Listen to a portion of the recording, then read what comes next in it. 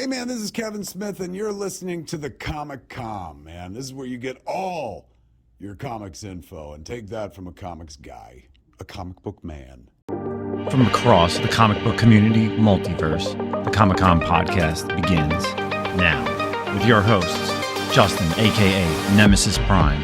If you give them the title of influencer, then that's giving them more power, right? That's how it is. Like, I'm a nobody. Listen, I'm a nobody. Zack, aka the Manimal. We talked about it for a full, I believe, 7 to 8 minutes on an hour-long normal podcast for a show. And you would have thought we set their house on fire with the backlash. Hey, everybody. Welcome back to the Comic-Con podcast, season 3, episode 37. Recording this on September the 14th, another Thursday night. I'm going to miss some football, but you know what? Goddamn Chiefs last week. You know what? I was 25 yards short of winning $500. Screw you, Pat Mahomes. I was in a four-leg parlay, had 3 of them. I needed Mahomes to throw another 25 goddamn yards. It wasn't his fault. If one wide receiver on that team could catch the damn ball, that would have been nice, dude. It was pretty bad. So anyway, we got our Chiefs fan in here, Mr. Milton Mantle. How you doing, sir?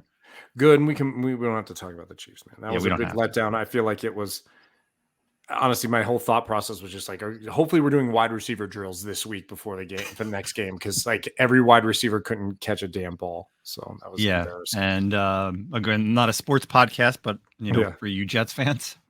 Oh man, oh, God, Jesus, it's too bad. Yeah, I don't wish that upon anyone, man. It's just sad, like the money spent, and that's what happened. But anyway, we had a jam-packed show, so let's get right into it. We do have a guest here. We're bringing him on. He is a kind of local to me. He's in the PA, New Jersey area. PA, right, Mr. Scott Palochik, right? PA, yep. PA, yeah. So you're like right over the border from me, about a nice hour and a half ride. So we got Scott on. We're going to be talking about his comic book.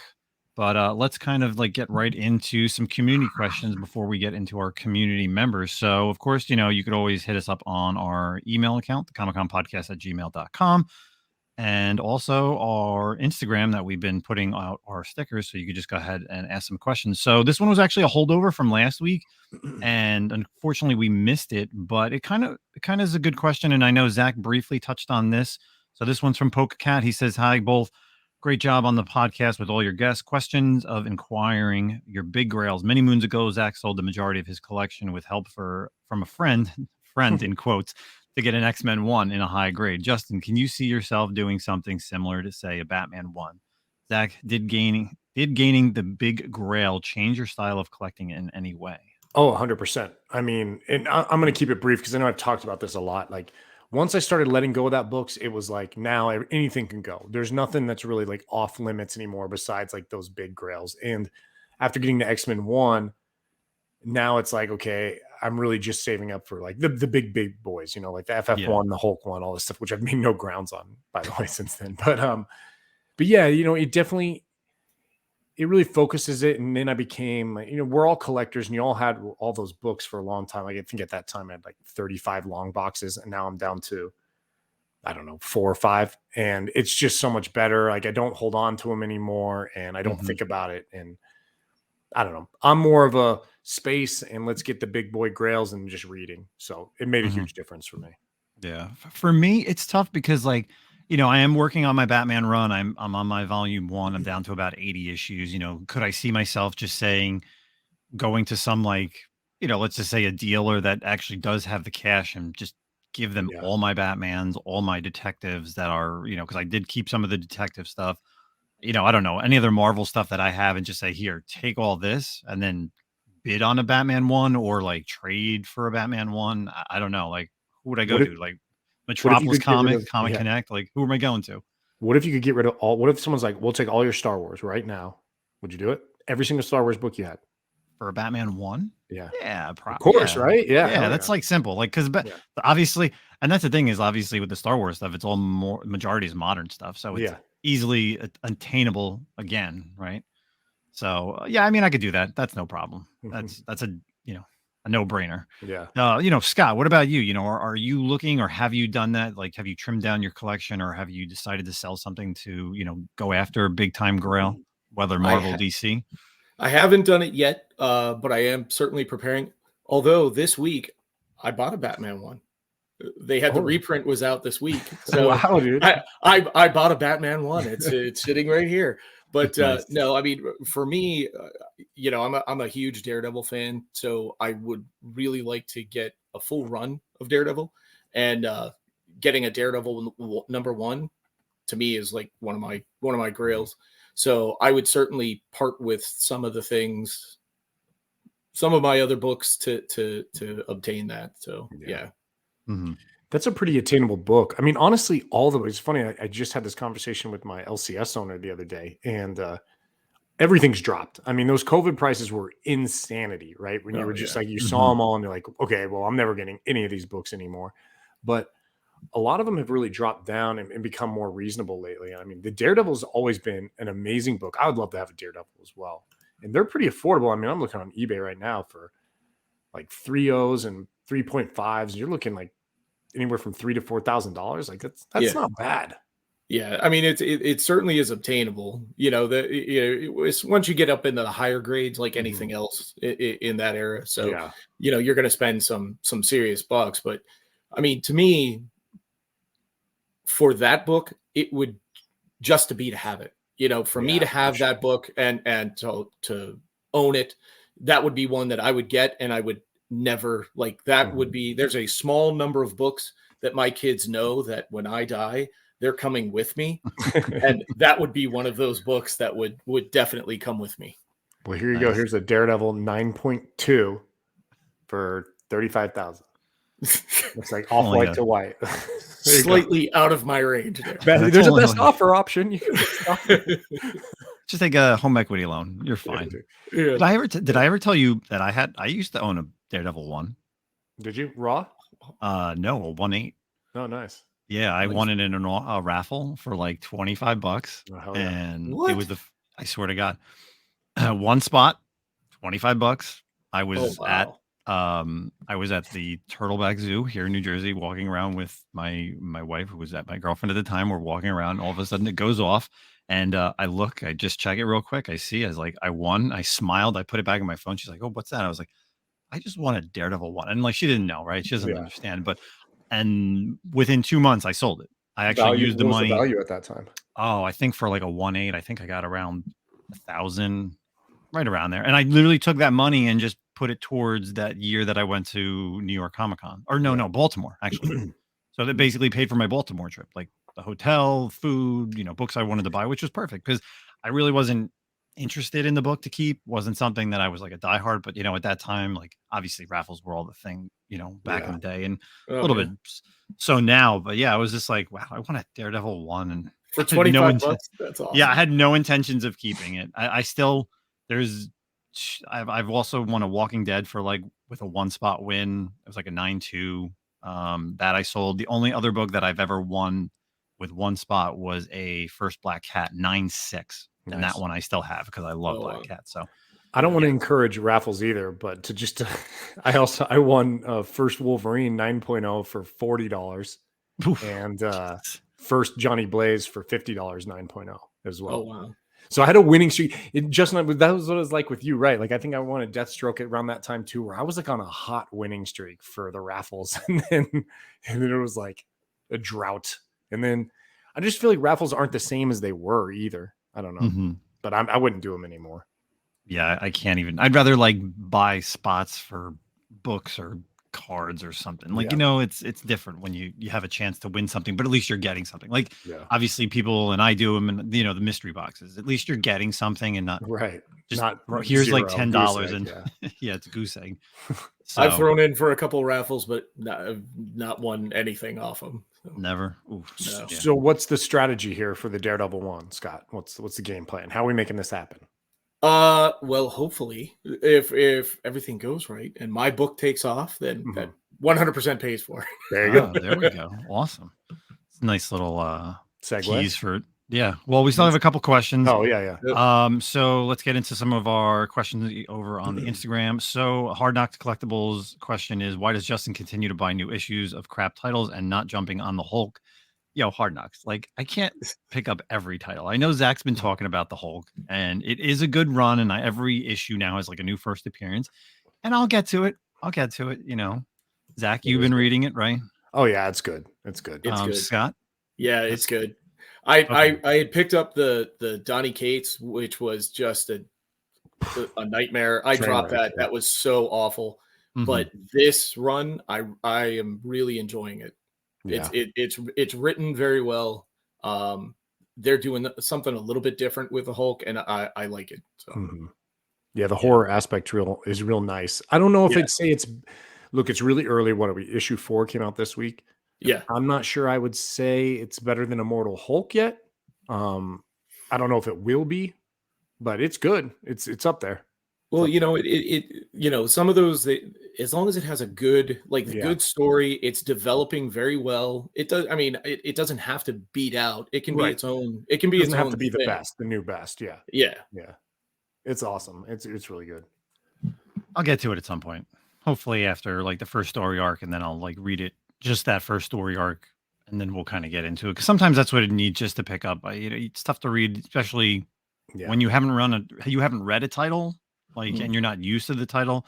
That's really when you can read it, is like, hey, here's the first story arc, check it out, try it out type of thing. And then, then you can kind of continue with it. So next question we have from Newbie Comics. He says, and this is, I feel like is a little bit of a comic book drama alert. Thoughts on the big channels using House of Stein's top 10 and using it as their own. So, I mean, I don't know if you guys know too much of what's going on, but of course, House of Stein would do the top 10 on CBS Eyes. He was writing for it, and now he had like an ultimatum, and now Pete from Renovision is now doing it, and Stein's still doing it. They're doing it at the same time. I don't know. There's this whole big, YouTuber community drama thing. So I don't know if you guys have heard anything. Thoughts? I mean, I saw it today. To be honest, I don't watch House of Stein. I won't watch CBSI, Renovision. I'm not going to watch any one of those. I never did.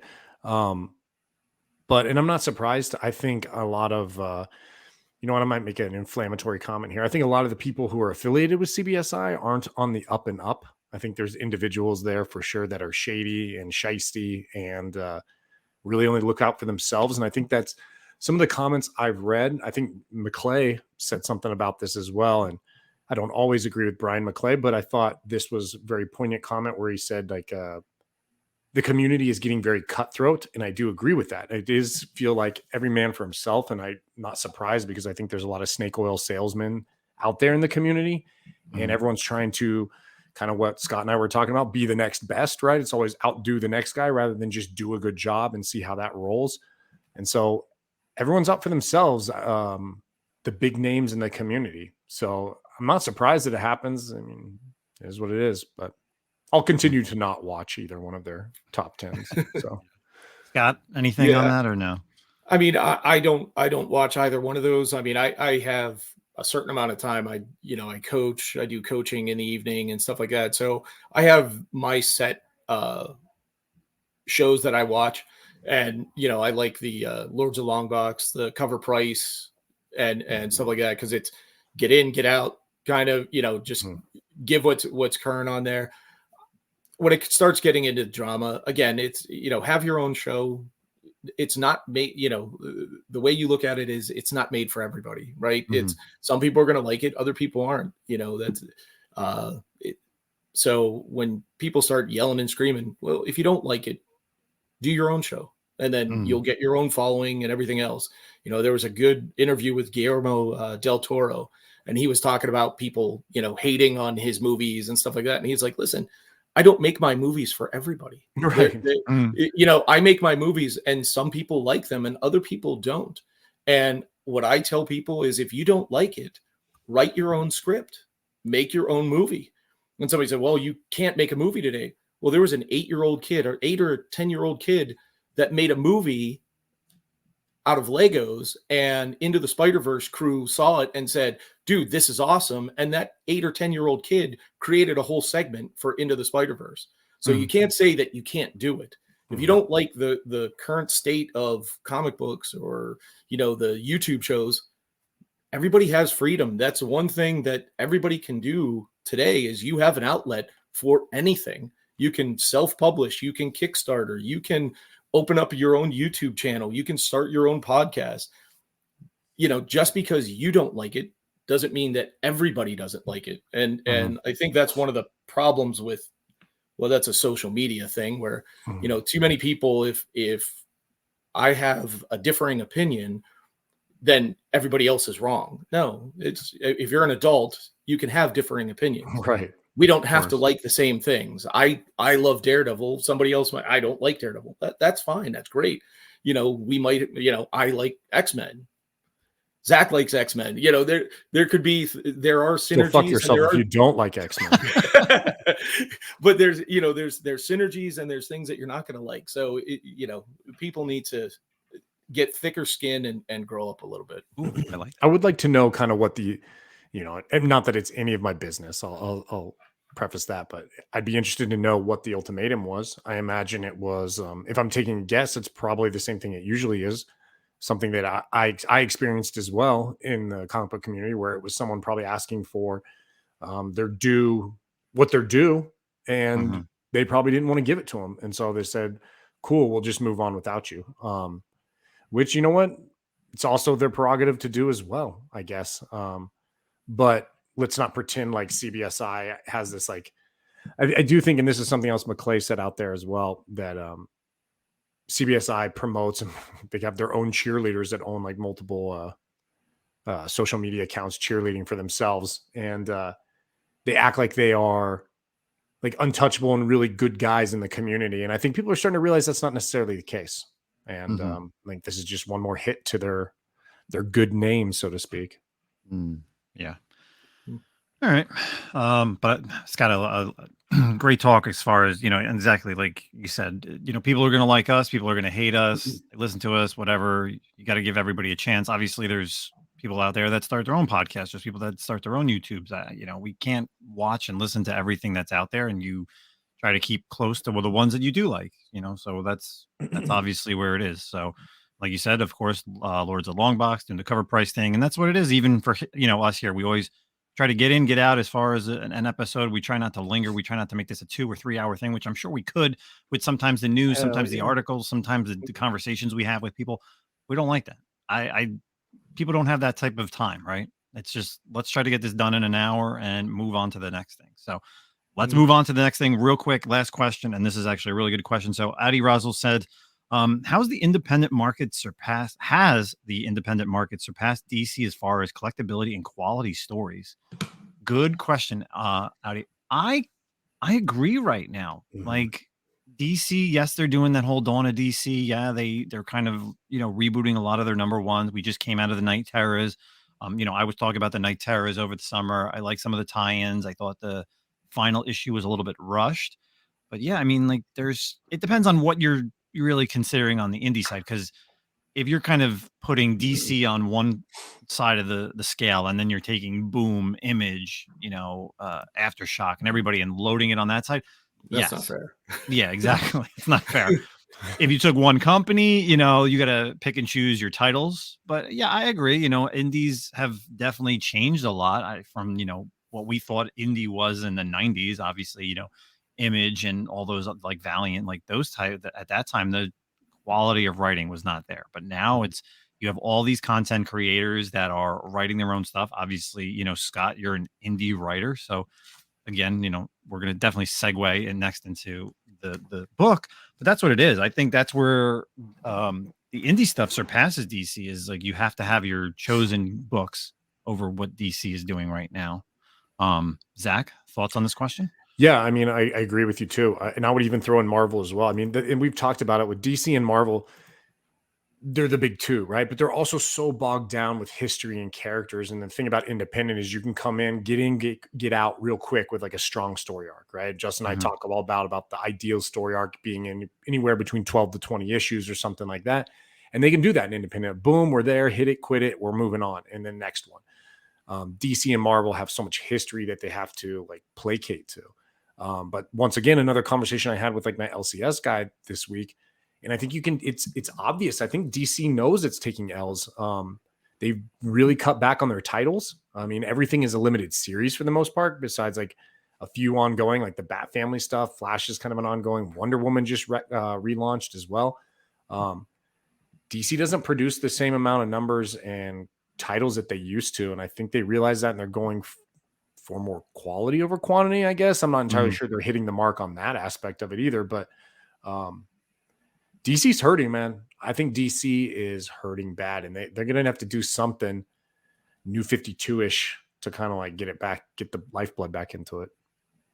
Well, I think you know what it is too, is like you said, the limited edition stuff or the limited runs. Like, because originally, remember, like Poison Ivy was supposed to be a limited run. Now it's an ongoing. So meaning that they had a good enough story to continue it, and it's continuing to thrive. So that's, I guess, really what you want to see is like, stories like they're doing the Power Girl, or if they did like, I don't know, someone from the Superman family who doesn't get a lot of play. That's really how you start the storylines. If it is just a limited series, and then it gets onto the going, because we've seen that a lot with indie stuff. It's only set for like a 5 or 6 issue storyline, and then all of a sudden it gets picked up. So, Scott, as being an indie writer, what are your thoughts as far as indie and DC? Do you think the stories are better on indie right now?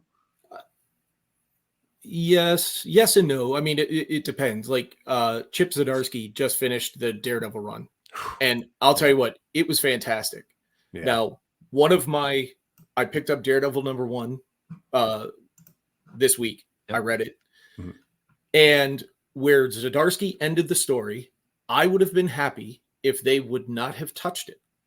It's over. It's done. Push it away. Now let this guy start his own, but he's picking up where Zdarsky left off. So I have a little bit of I'm not happy about that.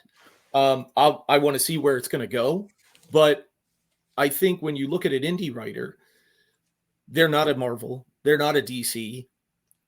Your survival depends on the quality of your writing, the quality of the art, and good writing can sometimes save, bad art. The last Punisher series that Marvel came out with was phenomenal. Mm-hmm. I thought it was fantastic. The way they ended that was perfect. So good. I was not a big fan of the artwork, but again, it's not drawn for everybody, but the storyline was fantastic. So the storyline certainly carried me issue to issue. So there are some good stories in Marvel and DC.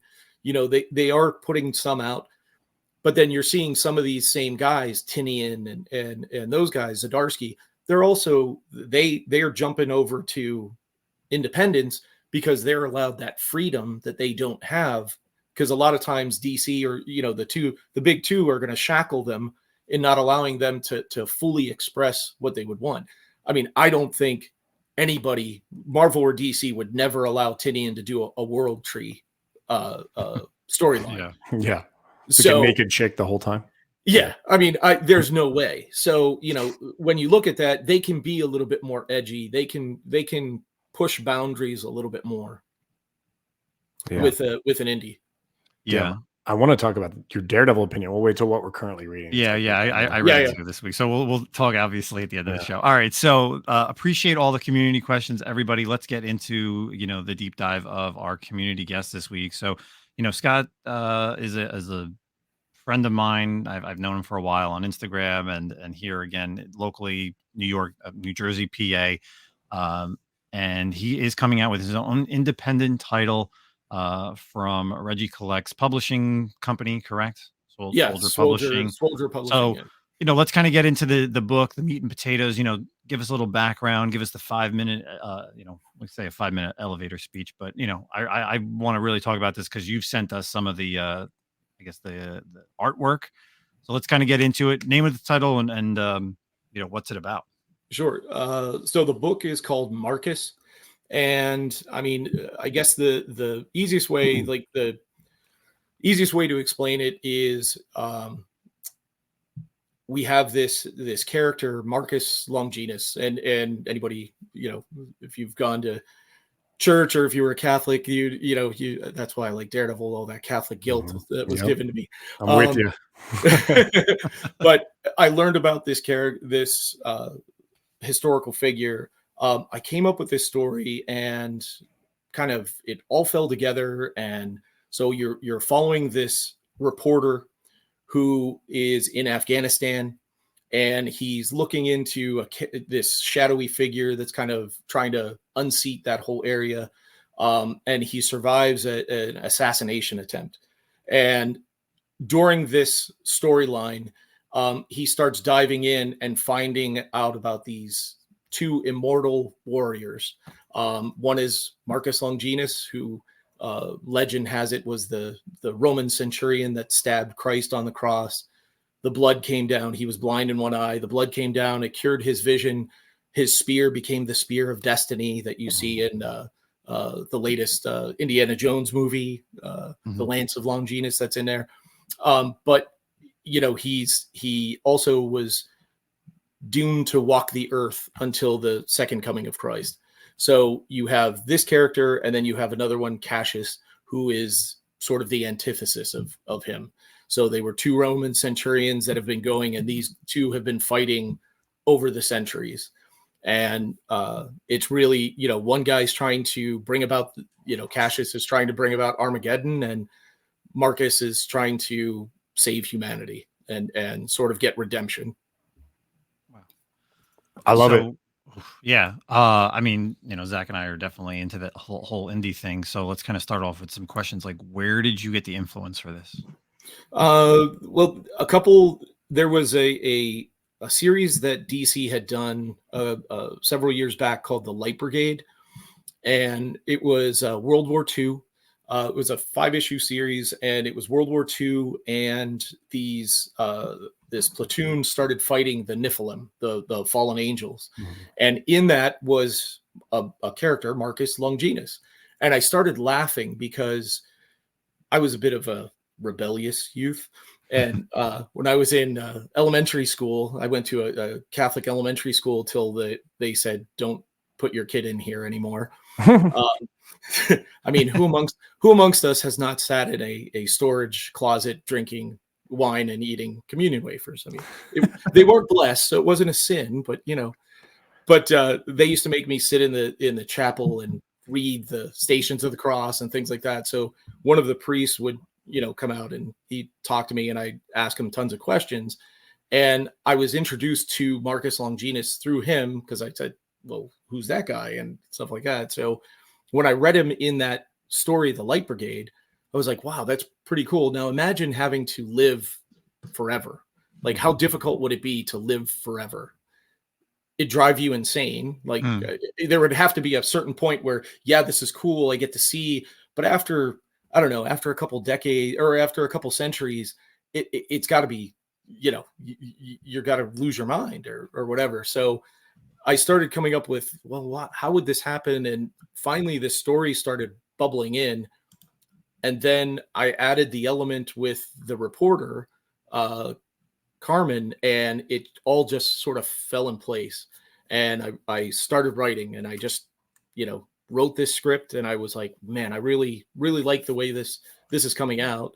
I had been doing a lot of work for Reggie Simmons from Reggie Collects, working on, his smart guide to comic collecting.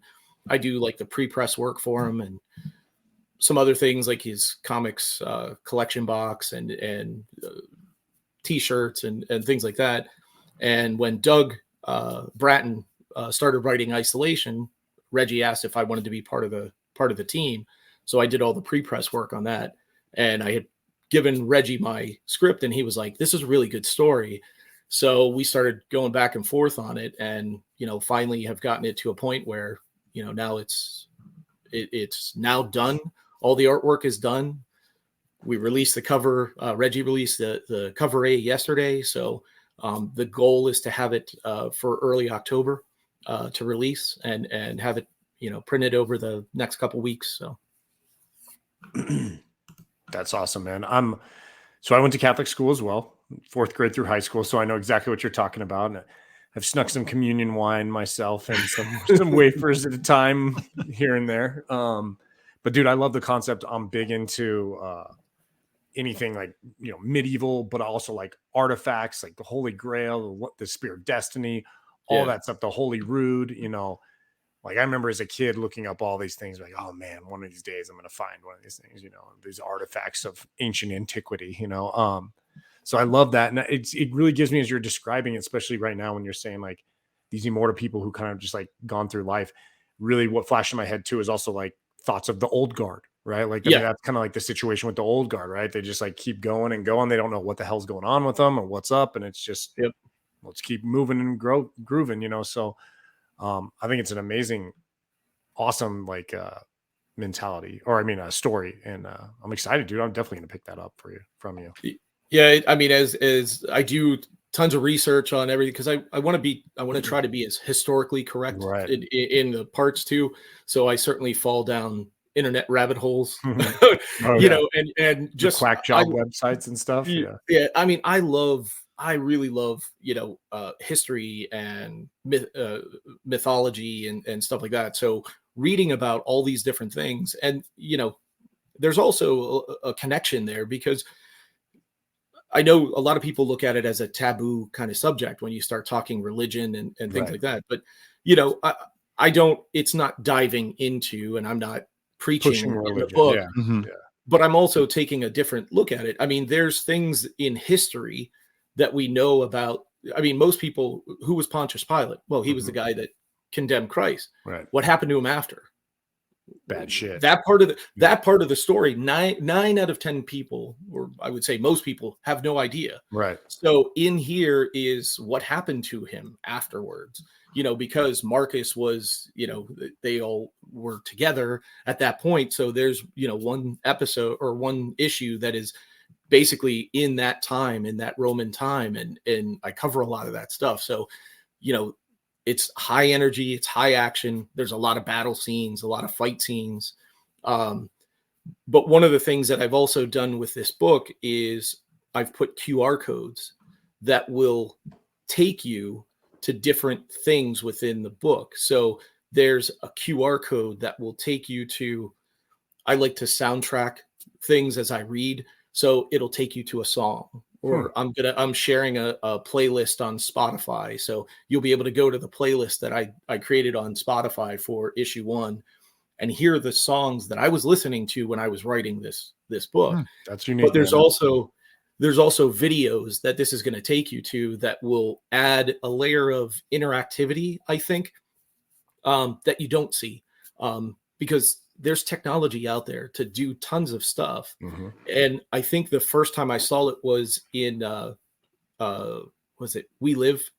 The Miranda brothers had the series We Live. Yep. They had created QR codes that took you, they created their own music, and it took you to YouTube to their songs that they did for this. So I was like, that is, and I had talked to Reggie about this way before that book came out.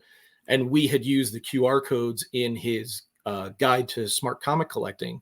And as people were reading it, it would take you to CGC, or it would take you to CBCS, or, you know, all these different things. So we used it to point people to the resources and other things that we were talking about within that guide. So I wanted to take it into the comic realm, and why not make it an interactive journey for the reader. That's awesome. We love QR codes. We sure do love QR codes in this time.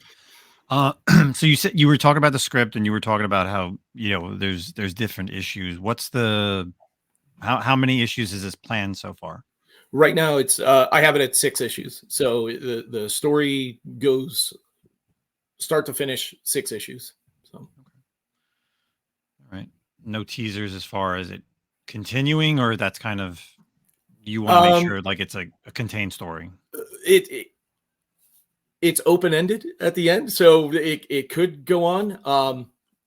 I guess if somebody said, hey, we really like this, we'd like to develop it. I mean, these guys have lived since the time of Christ. So, I mean, I could easily spiral back to, there's one issue where it's all in World War II. So, going back in time, when you have a character that has that time span, you can always jump back into any time period and pull out a story. So there's a lot of things. I also was doing some research, again, falling down a research hole on the internet. And I might have found what I think is going to be my next book, which is going to be more horror. And I could tie it to this book. So we'll see how this one is received. And maybe I'm a loser and nobody gets it. But I think enough people have read it. People that I've given it to that have read the script and said, it's different. It's neat. It's, I think it's a compelling story, and we'll hope for the best. Awesome. So, what are, I guess, some of your the inspirations to create this specific comic? Obviously Daredevil. We get the idea. You love Daredevil, and obviously this is a complete opposite, but it does kind of fall under that biblical. With Daredevil being a Catholic boy, and obviously with the newest storyline in his book, we'll talk about that later. But, what are kind of your inspiration to create, having the reporter and then having this, eternal, never ending person that's never going to die. Yeah. Well, I really did like the Old Guard series. I mean, I thought the Old Guard series was very, very good. I did read the Keanu Reeves's Berserker. I mean, it was pretty good. It was a good series. It left a little bit to be desired, right? Yeah, I mean, I thought it was going a different direction. So they're coming out with these little one shots that are supposed to fill in part of the story. The one shot that they just released wasn't bad, but it at the same time it did fall a little short. But like I said, the Light Brigade was another one that I really enjoyed that. It just had that military action and stuff like that. The old Sergeant Rocks and things like that. I used to read those when I was young, and I just kind of like that kind of military action kind of mystery. So look up this Light Brigade. So what it was. Okay, so there's a trend. So I promise this makes sense with what we're talking about. So there's a social media trend going on right now. My wife asked me this question, I think it was yesterday. And apparently the social media trend is women are supposed to ask the men in their lives how often they think about ancient Rome. And so she calls me. I'm at work, dude. I'm busy. She's like, I have a question for you. And I was like, what? What's up? She's like, how often do you think about Rome? And I was like, what are you talking about? She goes, ancient Rome. And I go, is this a joke? And she's like, no, seriously. How often do you think about ancient Rome? And I was like, literally every day. And she's like, what? What are you talking about? I was like, yeah, all the time. I literally think about ancient Rome all the time, either daily, at least multiple times during a week, for sure. And she was like in reference to what? And I was like many things, many different things. But I can. One of the greatest empires ever. Yeah, I mean, I literally think I was like, my first thing I worry that the U.S. is the current Rome, and you're seeing the fall of the U.S. now, we saw the fall of the Roman Empire. So that's currently what I think about all the time. But hey, I live in Pennsylvania. Every time I drive to work, I think of the 2,000-year-old roads that they still drive on in Italy that literally the Romans laid 2,000 years ago, and I can't get to from my house to work without hitting 7, thinking I'm on the dark side of the moon. Right. So, but one of my favorite podcasts is called The History of Rome. If you've never listened to it, check it out. The very beginning of it, he starts off, he's starting off, and then but his delivery. And he talks from the founding of Rome, from when it was just a village, all the way to the fall. And each episode covers a different era. And cool. If you're asking for, some of the sourcing for this book, certainly came from that as well. Because just listening to, again, that rise of one of the greatest empires there were, most of the things that we have today and a lot of the basis of how our society is formed is off of Rome. Yeah. So good, bad, and different. Every single society that is out there has had some bad stuff. Nobody has created a utopia from day one. They've been built on the backs of slaves and conquered people. So okay, let's put that aside. Everybody has that in their past, and you look at the United States. I mean, I was in the military. I love my country. I don't trust my government. But the United States, we've been one of the countries, the youngest country to go from having slaves to a black president. I mean, let's face it, we've made immense strides. Mm-hmm.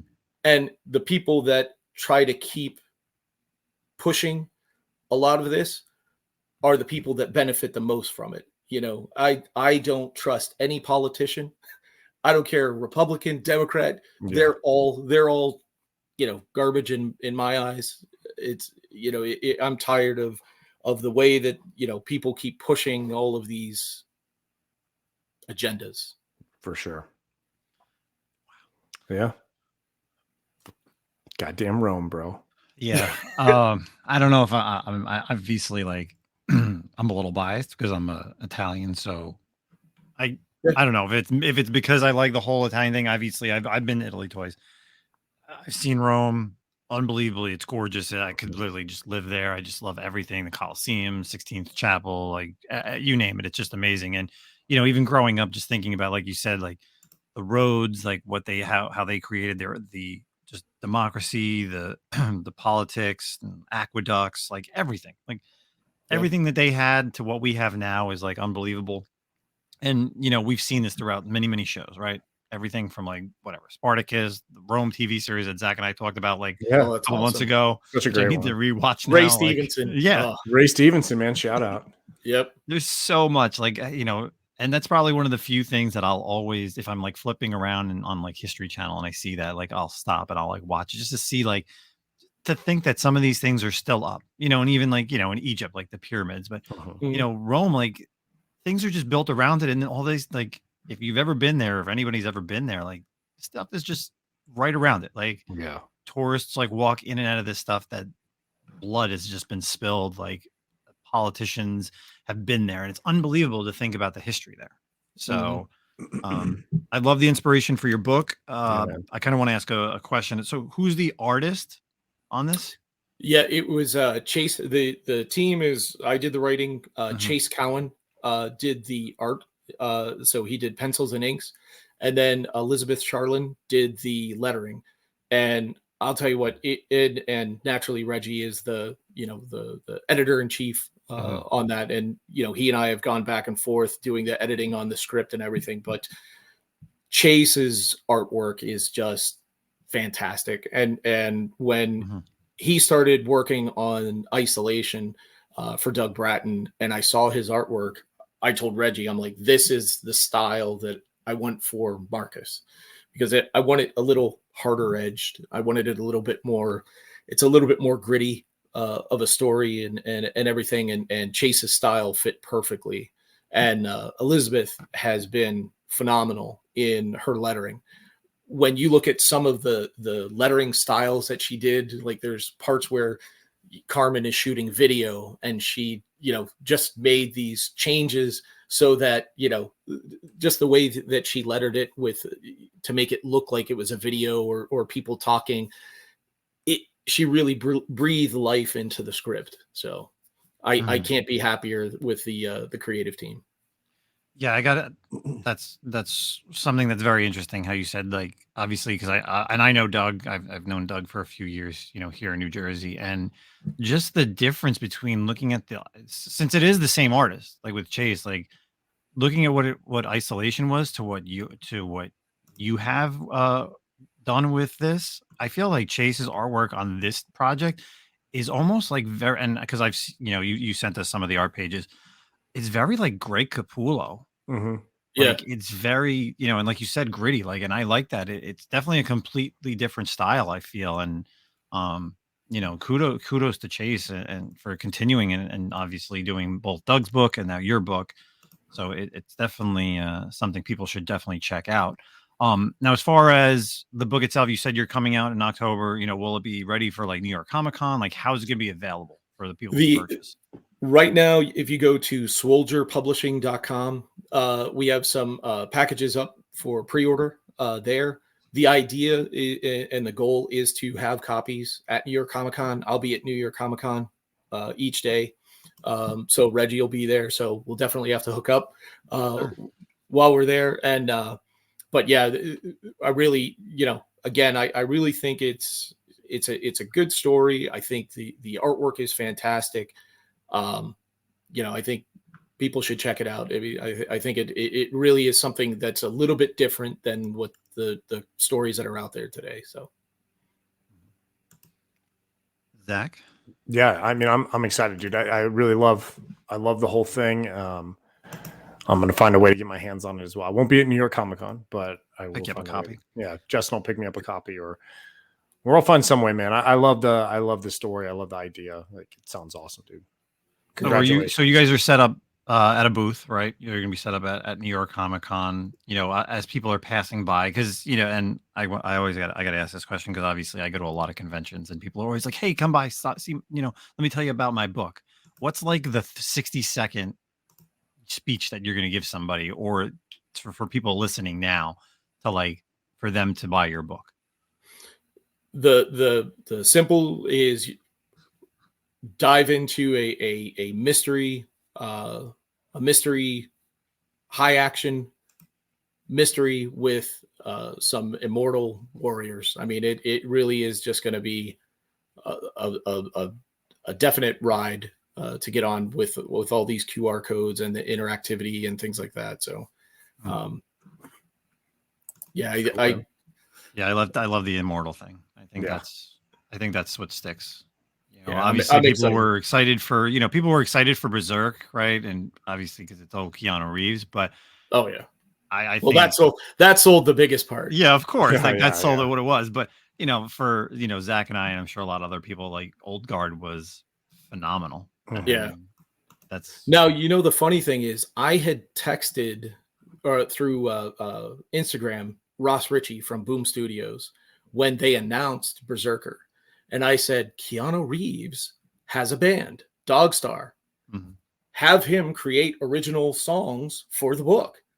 QR code them for the book. Mm-hmm. And Ross Ritchie did text me back, and he was like, that's a really good idea. We should think about that, but we're not going to do it on this one. So I was like, oh, okay. But, at least he did respond. So that's cool. That was cool. But I mean, Dogstar Breach, I think I sent you to check out that song. Yep. Off of one of the Whatnot shows. It's a really good song. He's got a decent band. So yeah, and he's touring, right? They're finally touring. They're actually going to be they're going to be right here in East Stroudsburg the week before, or the weekend before Comic-Con. So a friend of mine is like, should we go? I'm like, I don't know. I'm thinking about it. Yeah. Well, definitely everybody make sure you go check out Scott, of course, right on his Instagram, and then also check out on Reggie's website. This sounds and looks pretty awesome. I'll definitely go, and obviously I'll see you in person at New York Comic Con, and hopefully it's ready there, and I'll be picking up a copy for not only myself but for Zach too. So I'll definitely hook you up. Awesome. I appreciate. I like seeing that Hitomi in the background, the on the wall back there, because I remember that when I went to the Phillipsburg Comic-Con. Yeah. So that looks very familiar. Yeah, that was the for JAF Comics. Yep. That's their store exclusive. I helped the owner John at JAF Comics. We had Yuko Smith do that cover, and it was it was fantastic. Awesome. Yeah, I've gotten a couple sketches from Yuko. So let's kind of get into some articles before we get out of here. So this one I thought was really awesome. We always talk about different events in the Marvel universe and different status quos. So this one is actually over from CBR.com. So this is perfect because there's three of us. they created a list of the 10 best Marvel comic events that actually changed the status quo. And we always talk about this, how there's events that don't go anywhere and there's events that do actually do things. So real quick, we're going to run down the 10 lists of comic events from Marvel Comics, and each of us are going to choose one of them that we actually liked or hate. So starting, and again, this is no order from CBR. They just kind of, with 1 to 10. So you got House of M, you got the original Civil War, Avengers vs. X-Men, Devil's Reign, which is more of a newer one, Inferno, Empire, Ten of Swords, Time Runs Out, Annihilation, and Secret Wars, which it's interesting because they did Secret Wars, the newer one with Jonathan Hickman, not the original one. Yeah. So let's kind of go around the horn. Let's start off with our guest, Scott. So any one of these that you thoroughly enjoyed and agree with it, that they changed the status quo of Marvel Comics? Well, I was going to say Secret Wars, but they chose the newer one. So if I was going to choose it, I would have actually gone with the first Secret Wars, because I thought that was pretty neat. But I'm a Daredevil fan, so I'll go with Devil's Reign. There was some good changes in there, and like I said, Chip Zdarsky's run, Frank Miller's run on Daredevil is one of my favorites. I've also liked David Max, but Zdarsky is certainly up there as probably having one of the best runs on Daredevil. And I really enjoyed what he did with Devil's Reign and how he sort of mixed things up on that. So I'll definitely go with that. All right. Zach, which one is one of your favorites, or even, and you're a Marvel guy too, so maybe something that's not on this list? I'm pretty happy with this list for the most part. I mean, I would shit on a couple of the things on this list. Like, I would too. Empire, give me a break. Yes. Dude. Oh my God. Hot garbage. And I'm gonna be honest. Like, I'm an X-Men guy, but I wouldn't necessarily put Inferno up there. But in Ten of Swords as well. But whatever. Number one, I think the biggest one here, in my opinion. Well, there's two that I feel like are the tide, and one I'm going with, the one I like the most, was Annihilation. Annihilation not only changed the game Marvel like story-wise and for like the universe, but also in the cosmic like printing of titles universe. I mean, at that time, if a lot of people don't remember, there were not any cosmic titles out there. I mean, the most cosmic character you were like, or title you were reading, was Fantastic Four. You had no Guardians, you had no Nova, you had no Ms. Marvel wasn't around back then, I don't think, as a title, no Quasar, no nothing. So Annihilation really reinvigorated the cosmic aspect of the Marvel universe, and I feel like it hit so hard on both story in terms of like what this article is based on, but also in terms of like just producing comics for the Marvel universe. Yeah, I would agree with you on Annihilation. I think that was a time where at that time when this came out, was it like mid 2000s? I think was like Annihilation. I didn't know, I wasn't reading comics at this time. But I remember going back and, picking up all those like 4-issue miniseries and like being like, these are amazing. Like, the Super Skrull one, the Silver Surfer, Nova, like all those were amazing. But then just like you said, like the whole Annihilation, it pulls in so much stuff like with all these characters. And it's something that we've really yet to deep dive into the Marvel Cinematic Universe. And the funny thing about it is too, there's no like the main characters. I mean, you don't really get, there's no Earth-based characters, which was so strong at the time because there's no Avengers, X-Men, Fantastic Four, Spider-Man, none of them. They didn't bring any of them, which you're surprised, like, hey, somehow Wolverine ended up in space and got a part of Annihilation, but it was so good. So good. Yeah. For me, there's definitely a few of them that are up there, and I agree. Empire's definitely, I don't even know why this is on dude, that list. It's so garbage, bro. So bad.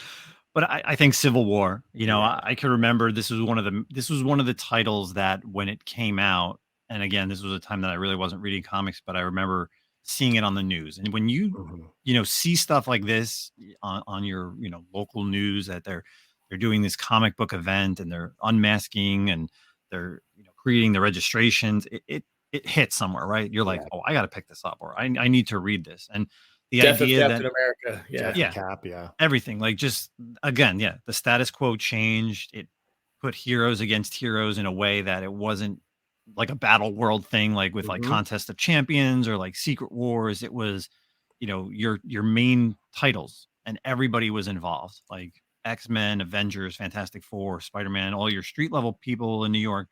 And it just absolutely, was something that changed the status quo for that. And then just the idea, because then this series led into Secret Invasion, right? Mm-hmm. Yeah. So then it was like, became like so much more, and a longevity of changing Marvel Comics for a good while, I'd say for a while, to be honest. So yeah, I would say Civil War impact or like influenced. I mean, because of the heroes against heroes, you then got Avengers versus X-Men, which is on this list. You had X-Men versus Inhumans, but I mean, you really hadn't seen these team ups of like your main characters going, like heroes going against each other till Civil War. It was way different, man. Yeah, I do like sometimes when they do throw out these things on CBR. So, yeah, if anybody has, some other ones, make sure when we post on Instagram, let us know what either some Marvel event that you like that's not on this list, or, tell us your favorite one. So, Empire, Jesus, dude. Like, why? Like Hulkling's not even a main character, dude. Like, actually, what did it? They're like, oh, well, now he's the Emperor of Space. Cool, dude. Great. Yeah, I don't know why that one's up there. I liked A versus X was also good. I the whole idea that the Avengers are protecting Hope. Like, that was such a great storyline. A little long, but it was good. A little too much. Yeah, and there wasn't too much of a tie-ins. On some of those, like you didn't need to read all like the Avengers titles and like New Avengers and X-Men. Like you could have just read that. Like there was like 9 parts. But yeah, and then obviously the outcome. With Scott is just wild. So, all right, let's kind of wrap up for tonight's episode with what are we currently reading. Let's kick it off to Zach. Oh, shit. You don't want to go first? Yeah, go someone else because I got to think about someone else. Let me go around the horn. Myself or Scott? Let's go to Scott since he's Scott. What are you currently reading? So let me throw out the hot garbage of the. All right, of the our week. first guest, yes, our first time guest that we actually have some hot garbage. I am so excited for this. So, I'm not gonna lie. I am okay. So, Disney Plus has a couple series that I Am Groot is funny. Like it's funny. Those tiny little 15-minute skit kind of things. Alligator Loki. Is the comic they tried to do a comic book version of I Am Groot, and it is such garbage. So it's not just hot garbage, it's that Marvel money grab of the week. So everybody loved the Alligator Loki. You've got Loki season 2 coming out soon, and there was a lot of talk about Alligator Loki from the last season, and that's the only reason that this book came out, and it is just awful. Like you read it. It's not worth the paper that it's printed on in my mind. But again, it's not probably made for me. It's give this to Zach, give this to your kid, and no, I want him to be smart. There's no dialogue in the entire book. It's all just pictures. Oh, it's like Enough Said, like an old school Enough Said book. Yeah, I mean, it very much is trying to do that I Am Groot series that they have on Disney Plus, but they tried to do it in comic book.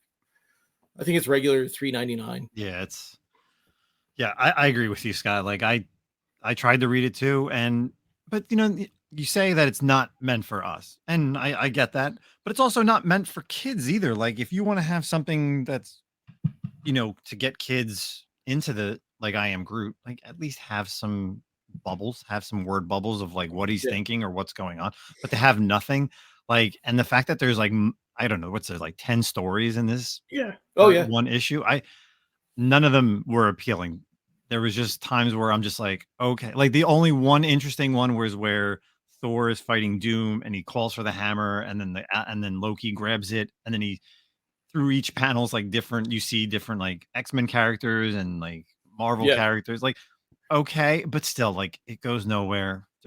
I agree with you, and I'm so glad you said it was hot garbage, because that was also my hot garbage. So yeah, I mean, $5.99 cover price. Wow, is that $5.99? I just read it online because I was like, do I really want this? Let me read it online first, and I read it online, and I was like, okay, yeah, no, I actually wanted to kick my own ass just to get the time back that I wasted reading it, flipping pages or flipping, scrolling, whatever. I mean, I coach swimming to little kids, and on one of my practices every year, I do like we play games and stuff like that, and then I put out a table and I just stick tons of like dollar books on there, and because I want the kids to certainly get into comic collecting, but encourage them to read, because that's kind of what happened to me when I was little. I learned how to read at an early age, and my grandmother wanted me, so she got me, comic books or really anything that I would read, but I fell into comics, and that's, how I started reading from there. So I wouldn't even buy this for to throw on that table for the kids to get. So. God. All right. And what else? What else you got reading that you're, title that you're enjoying? Yep. So I will, again, I'll stick with my Daredevil. Daredevil 1 came out this week, and I think we, like I said, I'll see where this goes because I'm a Daredevil fan, but I really wish that they would not have hitched onto the tail end of Zdarsky's run. Comics are great because, I mean, how many times can Captain America fight the Red Skull, right? Every artist and writer are going to come up with their own version of that fight, that battle. That's what makes comics great. Every story could be the same story, just told and drawn different ways. Zdarsky's run was done. So end it. Now start your run on Daredevil. Start your legacy on Daredevil. And I think trying to grab on to the tail end of that was kind of a bad way to go. But so would you have liked it to be like Elektra, or did you want Matt Murdock back, but just like a brand new story of Matt Murdock? Let's start with a brand new one. I mean, you can set it at any point that you want. I mean, we know who Daredevil is. Again, he's a well-established character. You don't have to go back and redo the whole storyline, or unless you're going to add something to it or put value to it, additional value to it. But start off with a whole new run. It's your Daredevil run. Start it off on start the race at the beginning, not tailing off of somebody else's story. So especially an epic run. So. Yeah. And I'm not a Daredevil fan, but Chip's writing, it was amazing, and it put me onto the title. So I agree with you on both parts. Zach?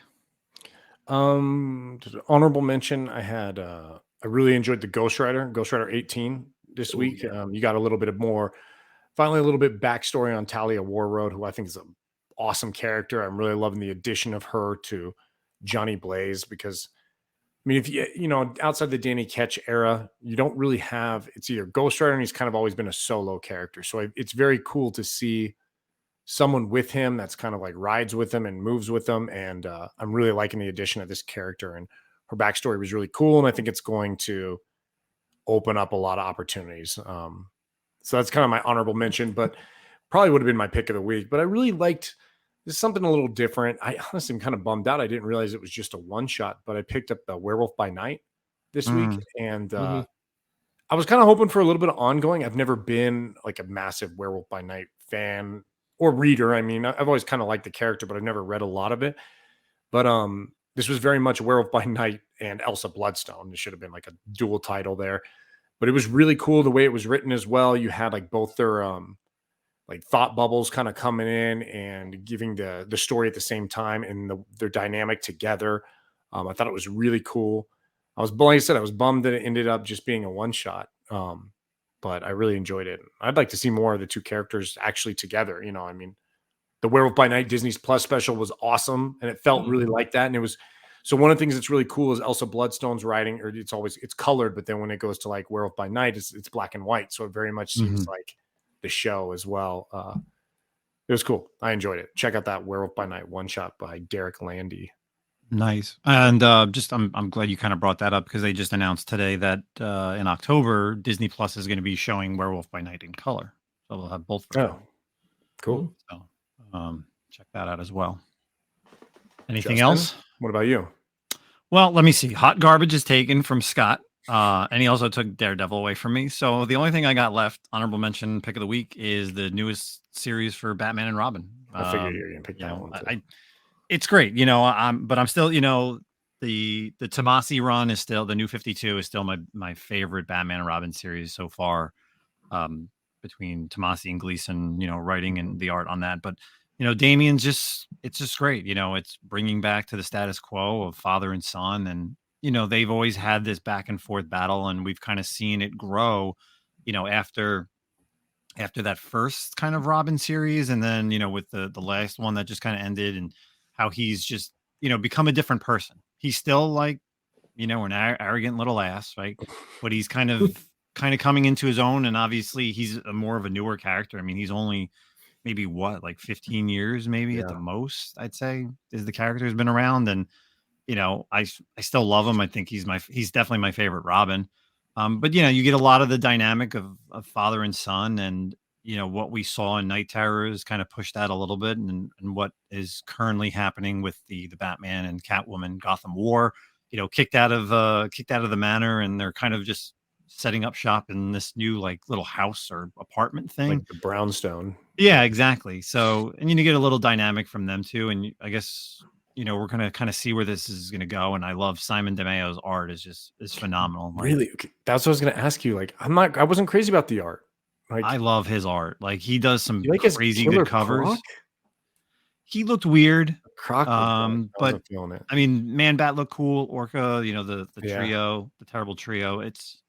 I've always loved those covers from Simon, and just, I mean, the interiors were just great. So I'm excited for this series and to continue as an ongoing, or if it is a limited, I don't know.